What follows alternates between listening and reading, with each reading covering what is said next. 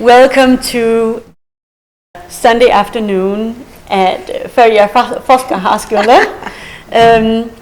and to the second to last session in our conference about kinship with people, the world, the nature, and I'm now very, very happy to introduce our second keynote speaker to kind of close the academic part and the artistic part as well, and the collaborative part of our workshop. I'm so excited to introduce you to Dr. Nicole Daniels, who is a research fellow at the, is it called the Accelerate Hub? Adolescent Accelerate Hub. Okay, the Adolescent Accelerate Hub at University of Cape Town, and also with Percept, based in Cape Town as well.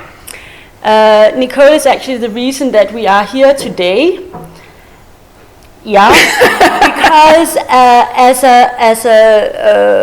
a postdoc researcher, I had landed in Cape Town back in 2016, and had been told to study this app for mothers, for pregnant women. And I had no idea what I was doing. I didn't know where it was. I didn't know anything about motherhood. I didn't even know the names of the body parts. And at the same time, there was a student protest and the university closed down. So I was completely lost. And in that moment, I met Nicole and some other really wonderful researchers, and they really took me under their wing. And at some point, Nicole suggested that, and some of the others as well, suggested that I should take a course and become a doula. That is, for you who don't know, a birth helper, non-medical birth helper. And it absolutely changed my life. And here we are as part of a big research project on motherhood and social change in the Faroe Islands, where I come from. So traveling from south to north and back. I'm so excited to welcome you here. Thank you, Nana. Thank you to all of you, especially to Nana. I'm quite overwhelmed. One of the kind of key threads of this talk today is actually about love and how love can change the world. And you know, it's a kind of undercurrent, and Nana just brought it out of me again. As I was hugging her, I was just like, oh yes, of course, love brought us here. So today's talk on seeding feminist futures, ultrasound, interbeing, and fetal essences, looks at all of the ways that we are interconnected and that we interbe with one another. And so we'll use this talk as a way to kind of reflect and refract on some of these dynamics that both underpin the impetus for this conference, this beautiful creative conference on kinship with the earth, with one another, creativity and motherhood and decoloniality. So first, I'll begin the talk by looking at this strange confluence of ideas between spirituality, African philosophy, and social science theories. Then I'll extrapolate more on those ideas through poetry and a film about an Icelandic storyteller and the mythical changes that are written into the ice in the last ice age. And then I will look to the mystery of seeds and the metaphors they tell us about ways to be with the earth and ways to be with each other. And I will look at the kind of the seeds that are present in my work on childbirth, and seeing the fetus as the metaphorical seed, and how this encounter through ultrasounds brought this seed stories and conception stories to light in my work. And there'll be a taste tester of those, and then I'll sort of conclude by postulating on the meanings of seeds to creation, and a final summons to all of us here.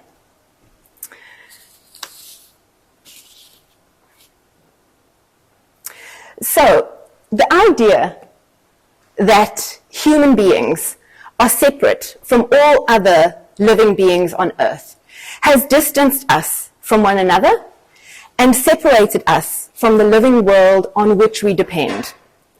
Separation from the earth and this idea of superiority over nature is at the root of our present discontent and has fueled this climate catastrophe. So feminist new materialists and post-humanist theories look to dislodge this idea of the human that is at the center of the universe, right? Because they see that ideas about ourselves are merely that, ideas about ourselves, which are boring, right? And so some of the thinkers who are stimulating this kind of feminist new imaginaries like Karen Barad and Jane Bennett and Donna Haraway, right, view objects as animate, right, and the material world as infused with spirit. So they see that the basis for this dynamic physical reality in which we coexist with other things means that we need to see agency in the material world, right? This room that we find ourselves in here, the smell of the wood, the sunlight coming in through the windows and the rooftops, and how the sunlight lands on our bodies here in the Nordic North. Okay, and what that does between us and what it evokes in us, a kind of affect, and the way things come together, they coagulate or they shift away from each other, is part of a theory of understanding that the material world exists in a dynamic co-relationship with us, and we collaborate with it in our everyday world, but also in our imaginaries. So actor network theory sees kind of things, right, as actants that shape this table, shapes the way I'm talking to you now, and conspires in the materializing of affect, right?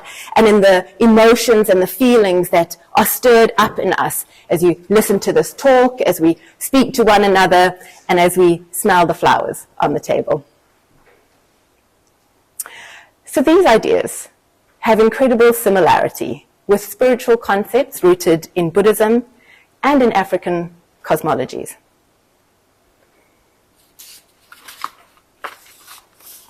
So, Thich Nhat Hanh's concept of interbeing expresses this interdependence with all of life on earth.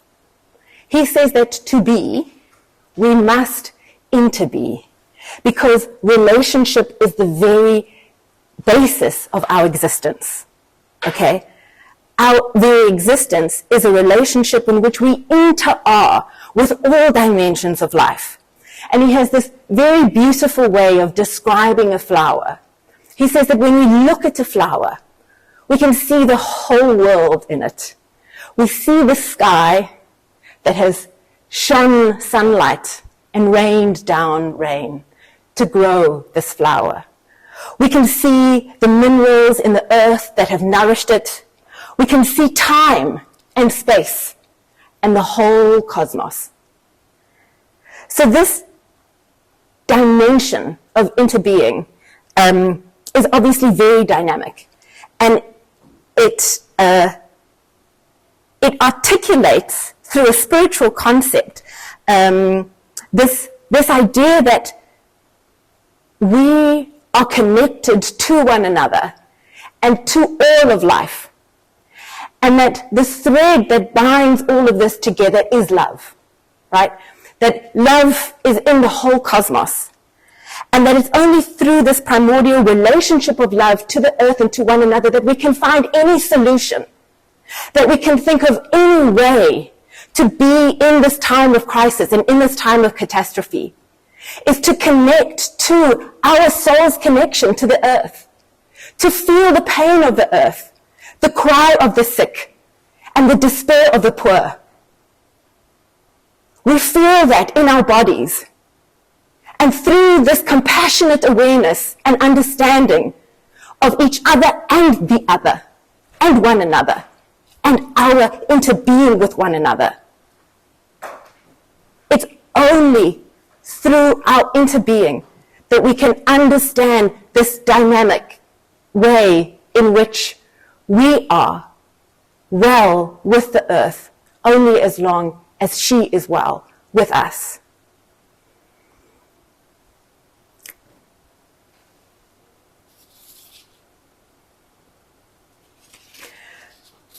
So this concept that I am because we all are is an expression of Ubuntu. Ubuntu is an African philosophy or epistemology that expresses the similar idea to interbeing, right? It is the very basis of an African worldview and African practices that are collective, right? That sees that I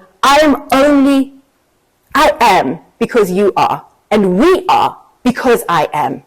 So this dynamic interplay between the individual and the collective and the individual is all wrapped up. So it doesn't separate the individual to have a theory of individualism in which we are separate from one another, but does understand that the individual can only individuate within a group, within a collective, as one together. And so this philosophical basis also helps us to understand our place in the universe, and really within an African cosmology as stewards of the earth, right? And having an obligation and a duty towards the living earth to which we belong. So this dynamic sense of belonging to the earth, Ubuntu recognizes that our very existence draws on and includes each other's existence. And it expressly realizes that the well-being of the earth is intimately interconnected to our own well-being. And it situates our primal belonging, the first place of our belongingness, is to this earth, is to this living wonder. And so in this article that I wrote with some fellow academics, we use the concept of Ubuntu and the collective basis of that philosophical understanding to theorize the becoming and unbecoming of ourselves as academics, right? Who have to specifically undo themselves from the condition of coloniality that is embedded in and becomes internalized through the condition of colonialism. In being colonized, we take on the perspective of the colonizer. To de-link and undo ourselves from that colonial mentality, we have to unbecome. Okay? Detangle, unthread ourselves from that way of thinking. And so we have to unbecome, to become the academics that we wanted to become the socially justice-orientated and towards a collective sense of well-being that took on the struggles, as Nana was saying, during our Roads Must Fall movement, right? Students collectivized together with the cleaners at the university, who at the time had no rights, okay? And one of the successes of that movement was, in fact, getting them to be brought on as permanent staff that the academy had to look after, and pay things like make sure that their children got the discounts that staff get to have their children come to university. Okay, so a completely transgressive idea, right? So that the children of cleaners could enrich themselves by coming to a university and could access it at the tiny rate of something like 70% discount. So these kinds of ways in which collective struggles, in fact, can prioritize the poor, those who are most needy, and that kind of social justice movement. And we through our reflectings on our journeys as new academics, we're able to trace the way these sort of forms of collective reflexivity were key to thinking outside of the box, to unbecoming these conditions of coloniality, and to becoming more socially aware, socially transgressive, and socially just in our towards a collective struggle.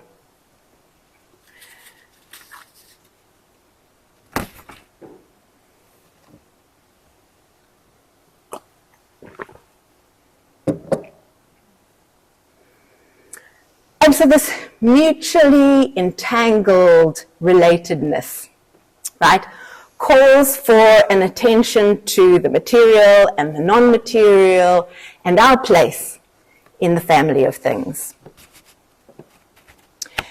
You do not have to be good. You do not have to walk on your knees for 100 miles through the desert, repenting. You only have to let the soft animal of your body love what it loves. Tell me about despair, yours, and I will tell you mine. Meanwhile, the world goes on. Meanwhile, the sun and the clear pebbles of rain are moving across the landscape, over the prairies and the deep trees, the mountains and the rivers. Meanwhile, the wild geese, high in the clean blue sky, are heading home again. Wherever you are, no matter how lonely, the world calls itself to you, calls to you like the wild geese, harsh and exciting, over and over, announcing your name in the place of things. Mary Oliver, The Wild Geese. And from this poem, we can really feel the evocativeness of this interrelationship with all that exists. Bleeding red knees, the desert sand, the call and the echo. This human connection to what exists, and our longing for an interdependence with it all. That is our true knowing, that we find ourselves reflected in the world around us, and we need that world to reflect back to us what it needs, what our duty to it might be, to the magic and the mystery.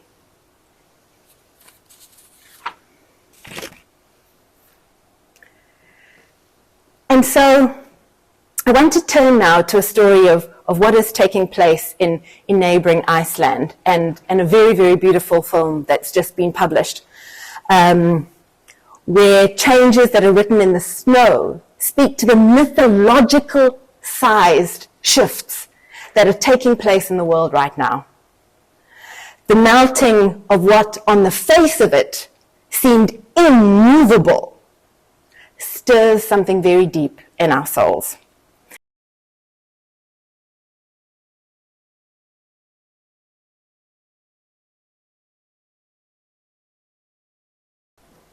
And I think Andri Magnusson, who is the storyteller featured in that story, just does such a great job of not only helping us think about the current predicament we are in with this global collapse,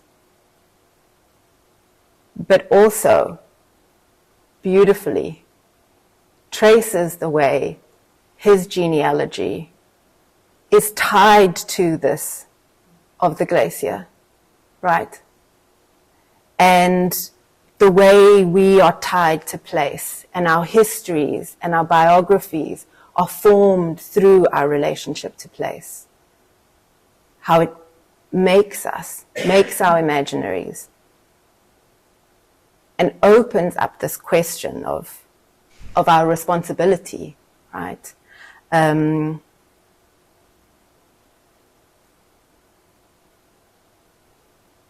this idea that when something is so big,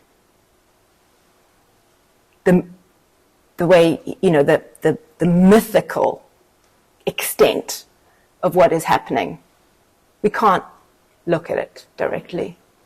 You have to look through the corner of your eye, you know? He says you've got to look at the sides, you've got to look at the periphery for what is going on to understand how big it is.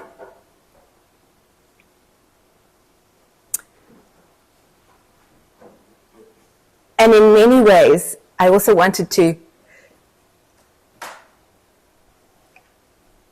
and just to say then that I'm in this, as I mentioned at the beginning, right, is I'm going to do the opposite. I'm going to look at the smallest thing that we can, right, and that's seeds.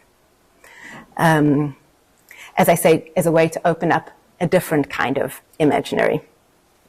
And I was really struck by the way this story from this region could help and tied into, you know, this predicament that I said when we landed here. What is a woman from the southern tip of Africa doing up here, you know, to close this conference? And really to say that we're connected through these watery bodies. You know, as an open water swimmer, swimming every day in Cape Town, you know, the rising of the sea, the memory held in the sea is actually also transported, right, through the water in our bodies, but also the watery bodies and the watery realms we find ourselves in.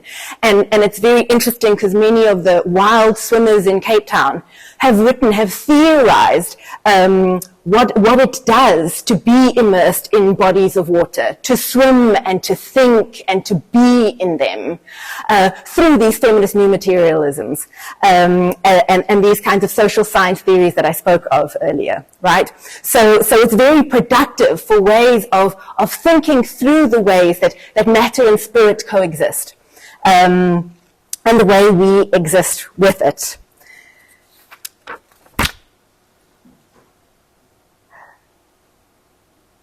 And I think, as the last ice age so beautifully shows, we are a kind of portal into nature. And nature often becomes a portal for us to experience this kind of deeper dimension of our own beings and our own interrelationship with all that exists. And it shows us that we are part of nature, right, at a physical level, and also very profoundly at a psychological and a spiritual level. And so in looking towards kind of seeding a feminist future, I think that we also need to look at seeds and what seeds might tell us about the present time now, and using seeds to think metaphorically, right? Like storytellers like Andri do, right? To think metaphorically through and with what is in our hearts and our bodies and our minds, and also within the world. Seeds hold a kind of potential, a promise of what might be. And what kinds of promises have been seeded here at this conference this weekend? Right? What sorts of potentials have we spoken out into the universe? Do we want to seed for the future? Futures that we want to see written as many generations into the future as we can trace our genealogy back, right? And seeds are also a very feminist issue, right? And a very pressing one. And here, I'm going to do the same and escape so that I can get this link. and many of you will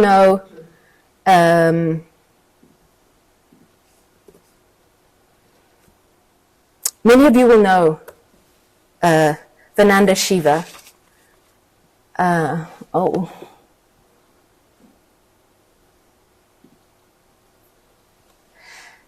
And what she says is that if you own weapons, you own the means for war.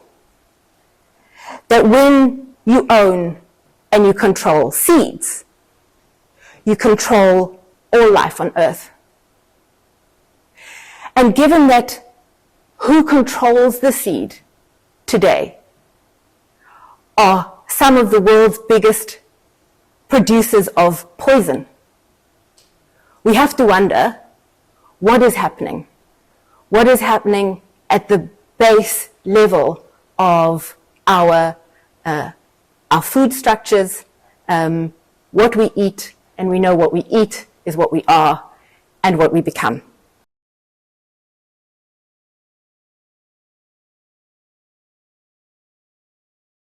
And so I think a very big part of the way we must think about decolonization is also about how we free ourselves from this dependency on the equivalent of like big pharma, right, but in food production. And it's very seldom spoken about. But we know that, for example, women's emancipation in Africa, right, has to come also through land ownership, through women using organic farming methods, right? And some of the ways that African women have looked to take on issues like female genital mutilation is specifically on this issue of land, right? And autonomous farming methods that are essential to be able to seed a new future and to have our children live in a future that is 7 generations into the future. And so a kind of, to be able to improve our diversity, not only the biodiversity that is essential to our biosphere, but a biodiversity of ideas, a biodiversity of people, right? A kind of a multiplicity of difference, and to appreciate that multiplicity of difference. To not in our debates about decolonization revert back to a nationalism, right? Because that's very dangerous. And we saw that in South Africa. The decolonization movement, for as much as it was socially transformative, had a dark side that was very nationalistic. And so it is a thin line to walk. It is a very thin line to walk to revert to a kind of closed individualist idea of, of a nationalistic culture that separates and that makes different the other, instead of welcoming and including the other and seeing diversity as part of the natural existence in which we thrive. So when we see the fetus as the seed object, what are some of the messages that we can receive from the kind of the seeds in childbirth, right? So fetuses are embroiled in conflict, right? Cultural, political, social, religious conflict. And this contested nature is really, I think, a contest about what it means to be human, because that's what the fetus symbolizes, okay? The symbol of the fetus is the symbol of the human, right? And what it means to be a human being. And so this contestation reflects this multiplicity of meaning of what it means to be human. That there is no single definitive answer means that fetuses too can be read in multiple ways. And they point towards the future as seeds do, right? Because they're about potentiality that might or might not become actualized. And so I looked through my PhD, which looked at obstetric risk from the perspective of obstetricians, pregnant women, and the fetus, right? And traced the encounters, the medical encounters that happened across the pregnancy and the childbirth phase. And so one of the spaces where the fetus really came alive most evocatively was in the encounter with the ultrasound. And so I've written an article on this, looking at the ultrasound as a risk ritual in which both professional obstetricians and pregnant women themselves, right, collaborated in a performance. And the performative nature on this showed the way the fetus itself was the object of contestation, right, to bring about medico-legal risk for the obstetrician, but also the risk of cesarean section for pregnant women, right, through their inability to be able to refuse medicalization after having been trained through the ultrasound to be read externally and to need professional help to be able to read what was happening in their bodies. But here we're going to focus on notions of personhood that emerge at the beginning of life, right? And the ways that African philosophical and ontological perspectives can help shape our understandings of this time in utero. So African theories of personhood articulate a metaphysical unity with the more than human world. Personhood is constituted by unseen essences, right? It's understood that an individual is infused with their own essence, their own spirit. And that this infusion by these unseen essences are not only one's own inner essence, right, but other essences permeate the body, okay, and come to impact social life through living bodies. But that these essences might be of the unborn and also the already dead, okay? So this idea of the ancestors and how it is that we get to know of the presence of the ancestors, that they may speak through us, right? And that they may speak into the world, in this material world, and that this is how we learn to read them, is through our connectedness with not only the physical and the material, but the immaterial. And this kind of, you know, when a child might be acting out, you'll be like, oh, she's being just like her mother, or just like her grandmother, you know, or, oh, look, yes, and she carries her grandfather in her, she's got his eyes, all right? So we know the way that we talk about this kind of colloquially. And so it's through our living bodies that the spirit essences can be found and can be traced. And I think what this really points to also is the importance of understanding ambiguity and uncertainty as part and parcel of our known world, right? Being able to sit in the unknown. It's really the gestational period of pregnancy is really about being with that unknown, right? And what is emerging through that. And the knowing, as we'll find out later when I bring up two of my pregnant participants and their stories of how they came to know of what was residing in them, that these African philosophies can help us understand this time of pregnant embodiment and how it can be imagined within this realm of spirit possession.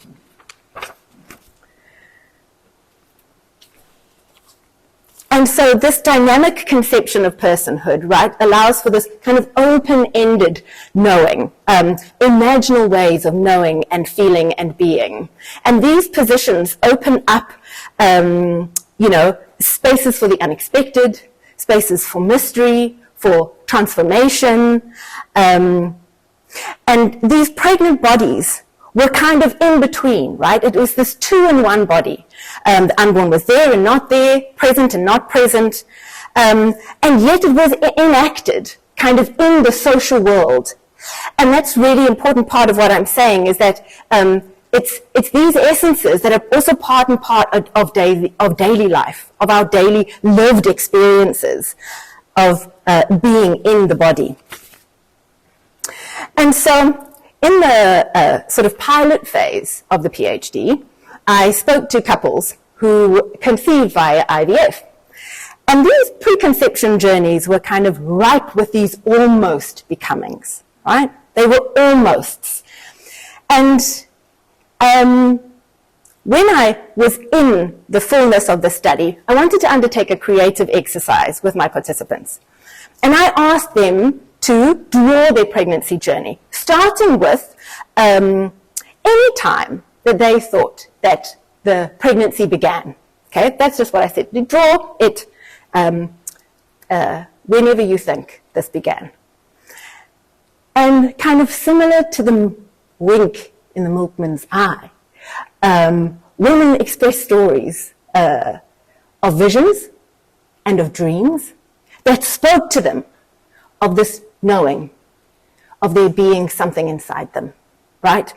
They kind of spoke about starting date nights, weekly date nights, doing the 12-step program, taking out a 15-year coil, okay?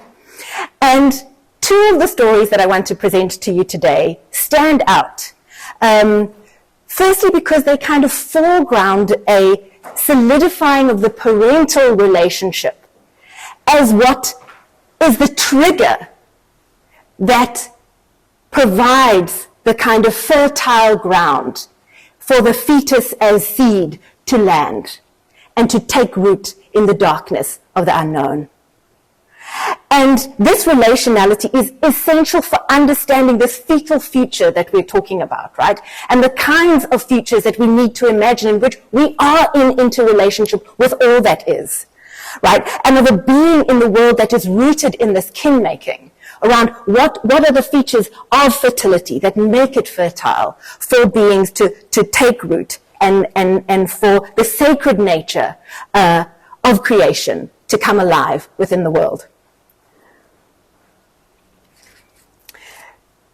So Louise, who really resisted this exercise at first, said, well, if I need to plot it, I think it started with my brother's wedding. And she goes and she gets a photograph that she has of this moment. And I go, oh yeah? And she says, yeah, because it all lined up from there. Basically, I was due to go for the next set of injections the Friday before they got married. This is her brother's marriage. And we decided that I wouldn't go back. That's her and her partner.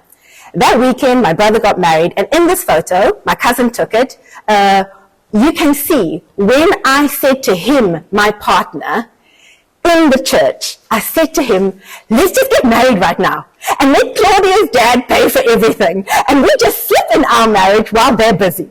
And somehow, my cousin caught it all on camera, and I love that photo, because there's so much story to that photo, and without saying a word. And I think it just started right there in that church.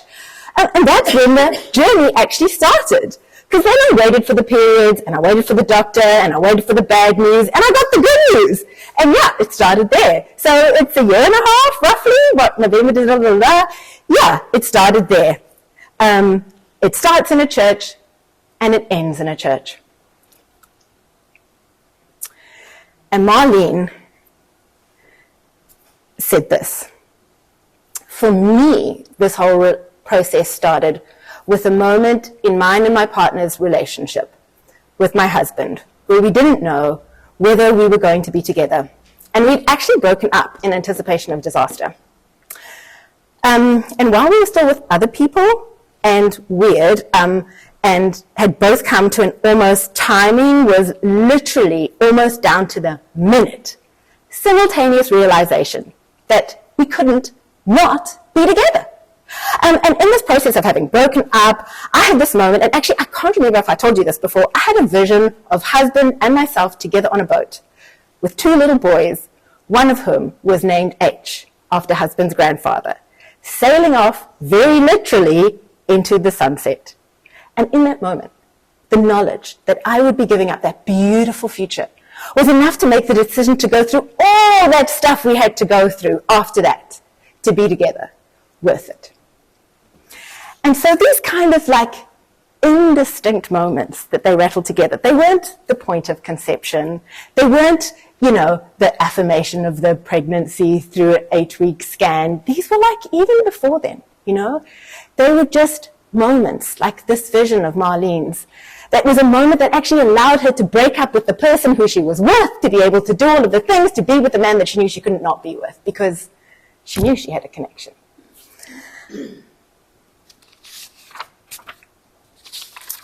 And so, to explain these phenomena, I use these feminist new materialist perspectives alongside insights from genetic science and placental science, as well as African cosmologies, that articulate this metaphysical unity with the more than human world. Vitalities that are given expression through feminine bodies and wombs that include imprints from abortions and miscarriages and non-living bodies within the womb, within the living body of the pregnant person. And also the ancestral bodies, right, of those previously born or unborn, and who continue to live inside of women as essences or as spirits, and can be traced through these genetic imprints, right, for up to 27 years after a live birth. So as I say, this strange confluence of these different theories give rise to this notion and really affirm these kind of African cosmological indigenous perspectives, where women have founded, because in African practices it was women who founded lines of descent, right? It wasn't through the male. And they founded these lines of descent because they were the originators, and it was their wombs through which the world originated. And they established the moral parameters for being, for identity, and for unity. And so it was women's wombs and women's reproductive lives that were the basis for public morality. And so the concepts of interbeing and of Ubuntu point to the presence of spirit within matter, as do materialist theories, and that to live this knowledge, we must take seriously our responsibility to care for our common home. The core conceptualization is necessary for many generations into the future, as we can trace in the past. And this notion of ambiguity is vitally important for us to imagine this space, and for us to be in the space that is necessary for what needs to emerge, to come through vitally. Space for magic, for creativity, for wonder, for affect, for the unknown. Through women's wombs, we can trace the continuities with all of life. And we must safeguard the human relations with the more than human world, right, that offer up these unseen essences and that exist within us and all around us. Seeds must germinate in the earth, in the unseen world, where they take root, in the dark underworld from which all life springs. Which brings up the question, what seeds are we planting now for a potential future? Because our work is to tend to those seeds.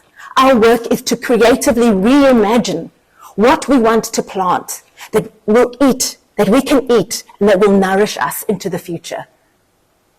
Nourish our families, nourish our bodies, and most importantly, nourish our love for the earth that gives us life.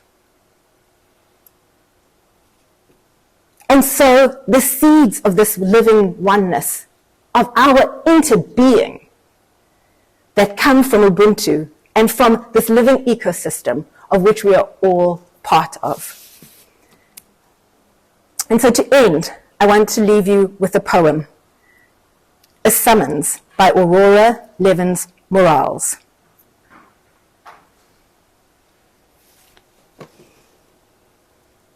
Last night, I dreamed 10,000 grandmothers from the 1,200 corners of the earth walked out into the gap between the bullet and the flesh, between the bomb and the family. They told me we cannot wait for governments. There are no peacekeepers boarding planes. There are no leaders who dare to say every life is precious. So it'll have to be us. They said, we will cup our hands round each heart. We will sing the earth song, the song of water, a song so beautiful that vengeance will turn to weeping. The mourners will embrace, and grief replace every impulse towards harm. 10,000 is not enough, they said. So, we've sent this dream, like a flock of birds, into the sleep of the world. Wake up. Put on your shoes. You who are reading this, I am bringing bandages and a bag of scented guavas from my garden. I think I remember the tune. Meet me at the corner. Let's go. Thank you. We have some time for questions, comments, shared experiences, and seeds. Yeah.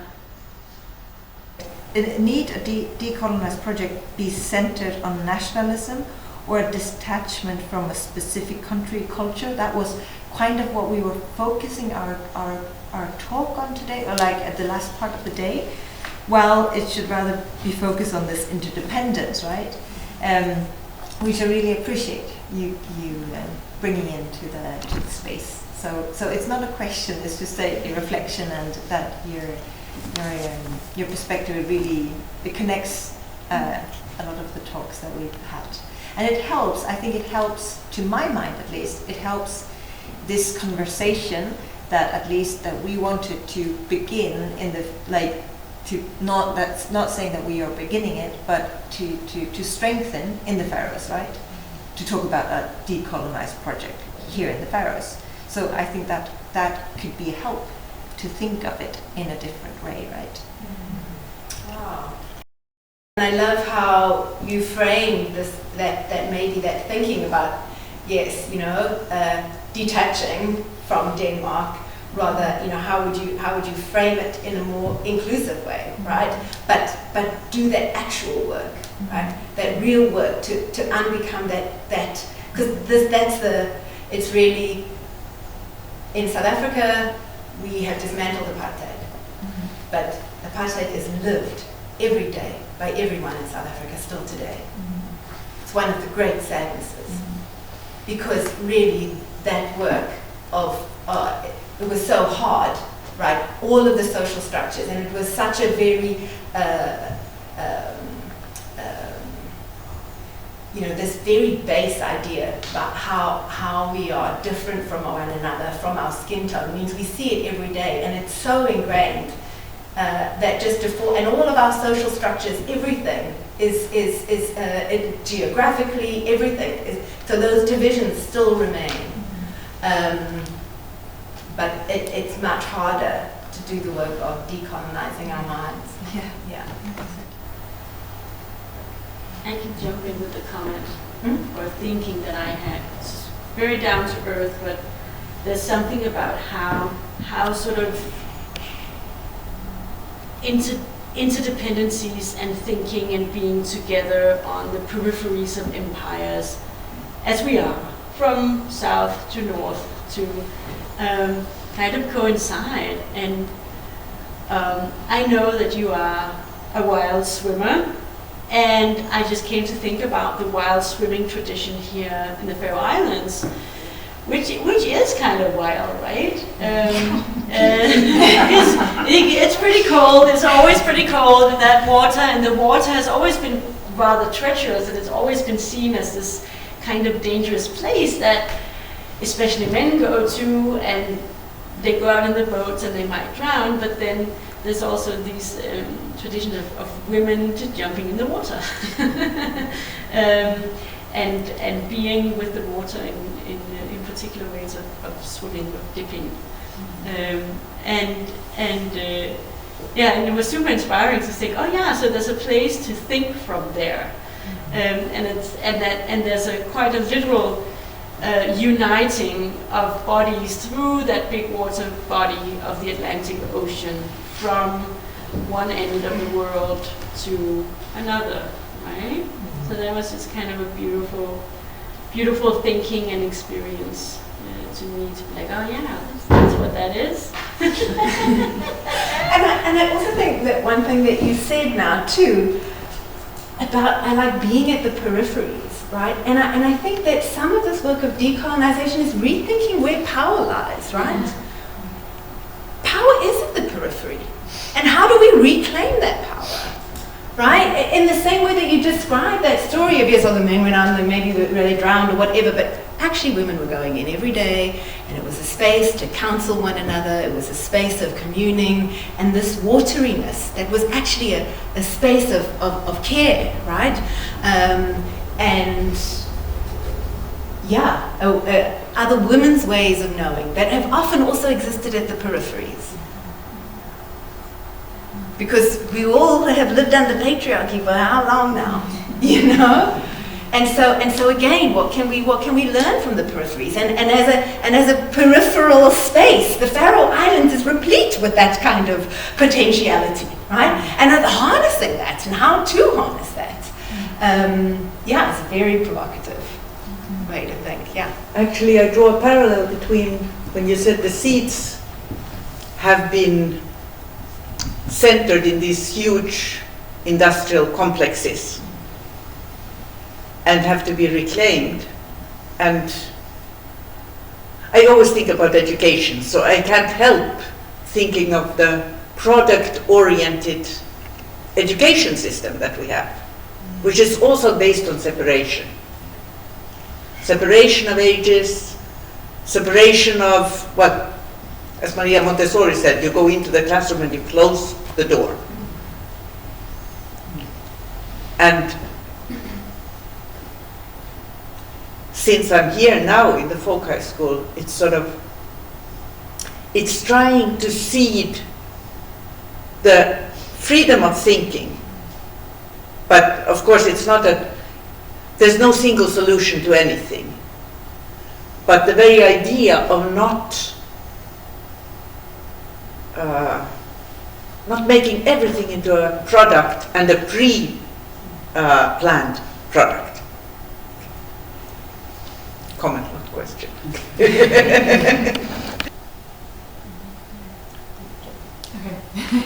Okay, I have a question as well. Thank you so much for this very beautiful, touching final keynote after we've had some long days here. This was a very beautiful place to end our days. So my question, sort of a follow-up on what you just mentioned now, bringing in the caring environment from the peripheries into the center. Maybe as a background of my question, I can say I'm a PhD student, and my most recent research projects have been on right-wing nationalism, climate change, and now the big refugee crisis. So very disturbing, sort of tragic things to be studying, and a lot of movements going in the wrong direction, obviously, intertwined, all of those. So how do we, I don't know, maybe I'm just at a stage in my academic career where I'm in a bit of a despair as in what can academia contribute with. How do we, in a practical sense, use these caring ideas for, I don't know, both as academics and as human beings in general, create a more prosperous world that actually meets those really beautiful ideals that you're bringing to the table? How is it, like, in a practical sense, converted, or where do you think we start? I mean, you could see how there was a complete multiplicity there, right? Sure. You know, multiple different theories, and also outside of academia, because academia ain't where it's all at. You know, and so, for example, what I loved in the last essay is Andrew speaks about, and particularly the issues that you are looking at. He's like, don't look straight into the dark hole. Right? Look to the peripheries. I mean, that was the idea that we were talking about here, and that's again the answer in that film too. And it's there that you can actually trace, right, both what's the undoing of the core of what it means to care for one another, of the duty to care that we owe each other, and we owe this beautiful world. And I think holding that question as you do, because you ask them, and in having asked them, that responsibility to answer a question of care. And I think, there's incredible scholarship, and there's actually really beautiful interchanges between Nordic countries and South Africa, like Finland and Norway, in relation to these theories about care, right? And these north-south collaborations that have looked to these economies of care, both that sustain life and are necessary for the fulfillment of our relationship to one another, of our interbeing, right? It's like it calls for us to care, and to care deeply. And that's why love must be at the center. And that's, I find would be difficult. I wouldn't have told this talk in an academic setting. I wouldn't have felt that I could, bring in spirituality to, yes, I found a way to do it in my thesis by bringing in African cosmologies, and looking to genetic science and and placental science. I mean, that was so fascinating. And so I think sometimes that, you have to look outside, and that's, to be able to come back to the sticky problem. And these sticky problems, I was just at this conference on reframing cesarean sections, and I was so relieved. The keynote there said, this is a sticky problem. There's no solution. And I was like, what? She's been working on it for 25 years. I've come along, as a newbie, and I'm just like, oh, I don't know, because I'm not going to change anything. And she's like, yes, you're right. You're not going to change it. It's a sticky problem, but it deserves our thought because it's so sticky. So even if we can't solve it, and please don't make yourself think so much of yourself that you think that you're going to change it. Do you know what I mean? But we do owe it to be thought about, to be lived as a problem in this life, and to not give up on it, right? To keep scratching at that problem, and to keep scratching and keep scratching. And I think in that film about the last ice age, what's so beautiful is, of course, his youngest son comes with, and he uses the camera given by his grandfather, and it's his grandfather and their grandmother's stories about the glacier that they went to when they first fell in love and they were married and they didn't feel the cold because they were in a tent. They're like, well, we just got married. Do you know what I mean? And the fact that when we scratch at these problems, right, and both through love, right, it's also where our love takes us and draws us to ask the kinds of questions that we ask. And then you find, yes, these are sticky problems that then your children continue to ask. But your asking it brings it alive in some way, right? And helps think of this thing, which I find really problematic. What are we seeding? What are the seeds we want to grow that we might not see, but may only come to fruition for our children's children's children? And let us work on those problems for our children's children's children, because what else is there to work on? What we might not see ever come to fruition in our lives, because our lives are just a blip anyway. So it might be futile. We might be working for something that is futile right now. But then let's work for the future. And that is work that might have to start underground.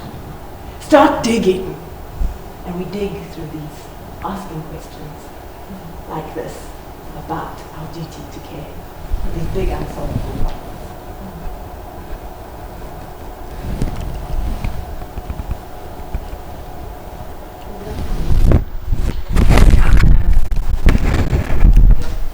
I unfortunately I didn't get all your talk. I just got enough to realize what I missed. So, but also regarding what Turid says, I think, and I think it's been coming up during these days, that we are still, or a lot of the Faroese debate and thinking about this is still about, well, were we a colony, were we not, in these dichotomies, thinking about it.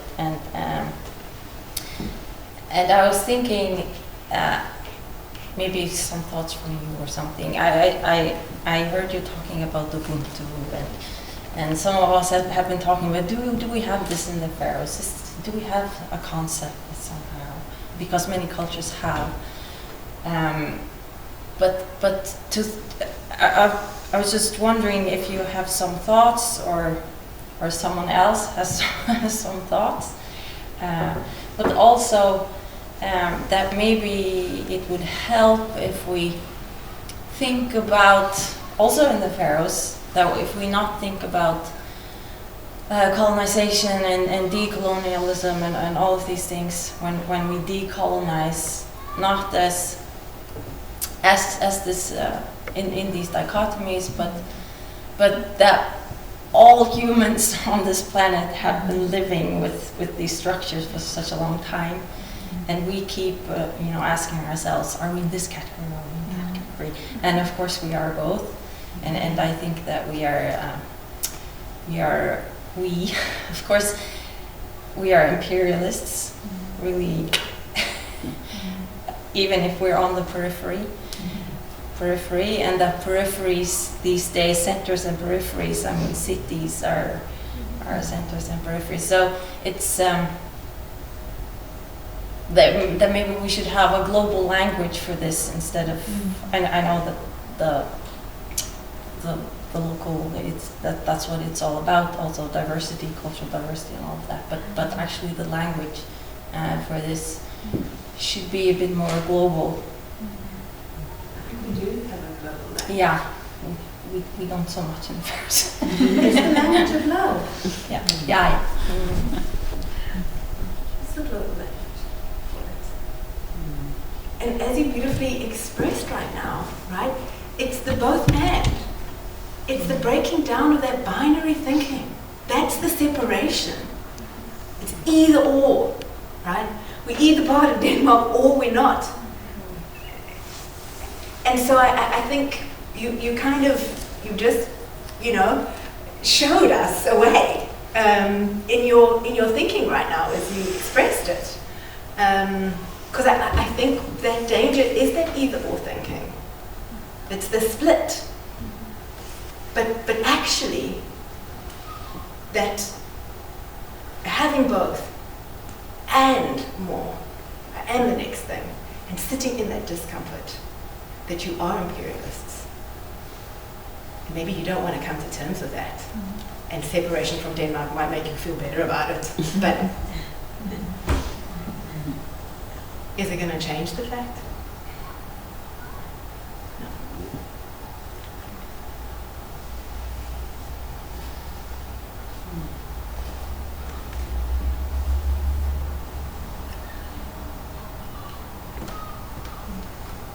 So let's round off the session with languages of love, and part of that being to sit in a little bit of a discomfort, to seed futures that are on their way.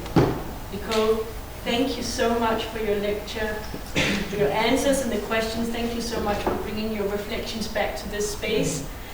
It's getting kind of late, isn't it? And we're all pretty tired by now. We had planned to have sort of a concluding session with a little bit of an evaluation. Right now I'm thinking about if we should do that in a different time, in a different venue of meeting up that might be in an online space to evaluate and to sort of take everything, because rather in this moment it seems like we are so full of seeds. We have been properly seated this weekend. Well, you know what I would love? And maybe we can just stand up and form a circle over there. Is I miss the songs. And y'all the singers. I'd love to sing a song. There is a last song that I have prepared for now. Right now I'm thinking of this, that I'm really both thankful and it's seeding something, and like we're seeding something that I hope and I kind of believe that I choose to believe at least could grow this interdisciplinary and this this working together with what we've been calling, we've termed it when we were working with this, like the preparing the conference, we were working with these terms which I think next time we will abolish. So we were saying that we have the organizing group and then we have the artists. We need to work together and do this. And we will not, I don't think we should use those terms next time. And I think we should do it the next time as well. Because that's also traumatizing it, and then like saying like someone is like having the knowledge and someone's like doing the scenery kind of thing, and it just shows that it hasn't been like that. It's been so active, and it's been, at least those places that I have been, we've had parallel sessions, so we haven't been able to be everywhere, but it seems as if that we've had such a great organic kind of rooms of working together, and that it's just been really, really inspiring to work in this way, and like, yeah, so I think all of these communities have gained something, it feels as if, that's just, that's what we were hoping for, but maybe not like thinking that, I wonder if it's going to work, kind of thing, right? But I think it's been really fantastic to see it unfold, right? And the artistic people said so too.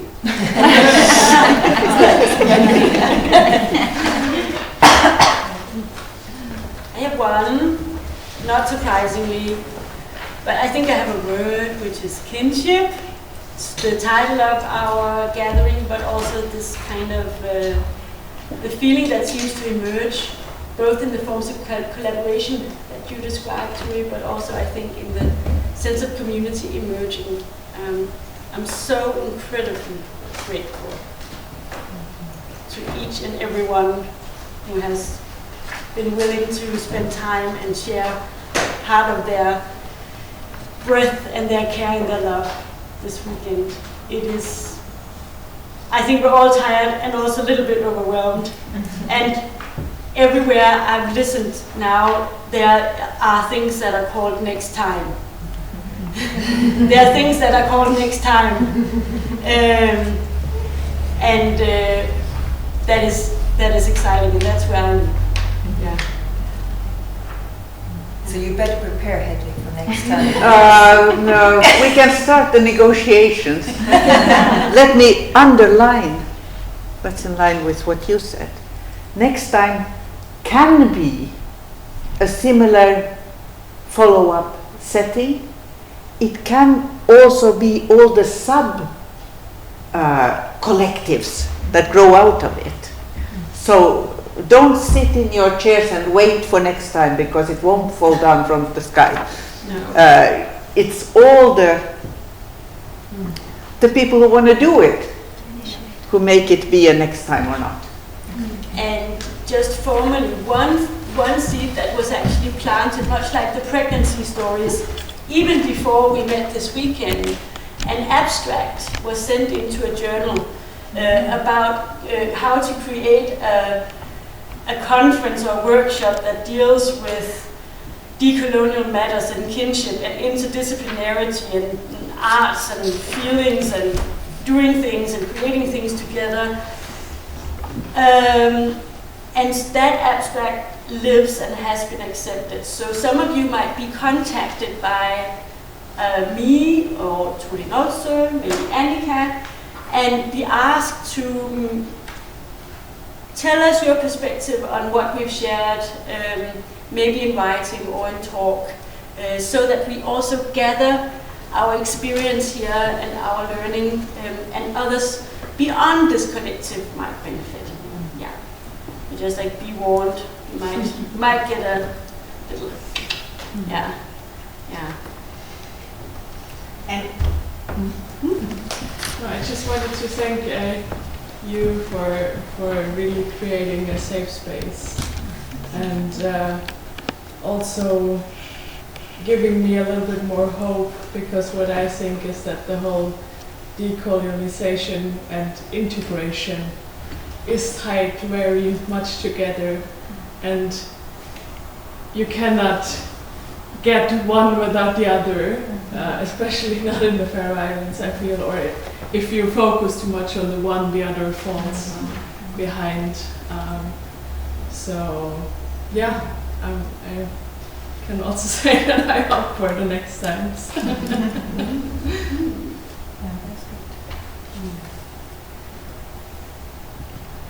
And just to follow on, I also just want to say how grateful I am for all of you, and grateful to be here.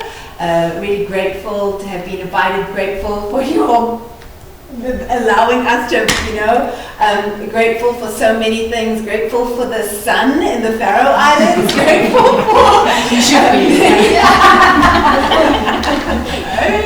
And really grateful for this work and to be involved in it in some small way with you. What a joy! What a beautiful invitation. Thank you. Singing? Yes. Yes? Yeah, we can sing. Will you introduce the song? Take it to the water. Oh, just Right to that. Okay. yeah. Kniver och nu luften fällande njur. Ensamt livande och du och sött åren siamerat. Jorden och ära himmelen vid döpata gräselär.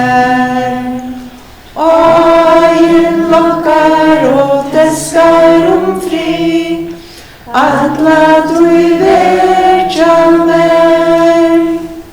Sir med sorgblöja sitt blätt, sväller rådnande ur. Signa vid och av glädje mätt, aldrig vär heimur så sannor som nu.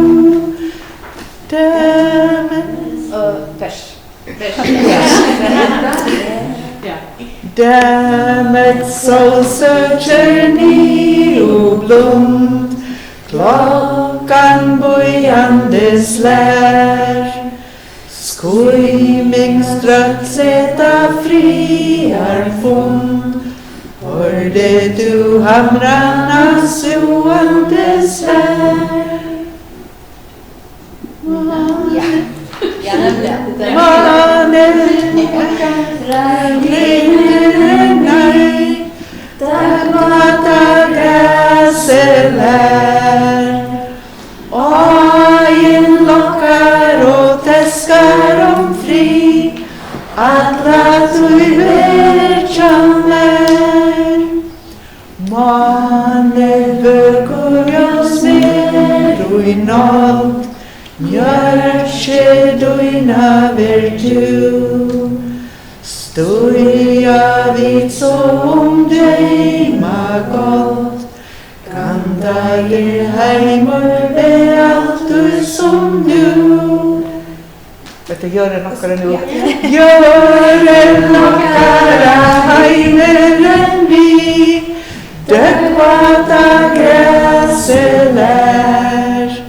Ajen lockar och täskar fri, alla du världsjammer. Morgon boja du kan stad vid, sov där meje och i natt. Vögul med våren välja vid, täskar och i dökne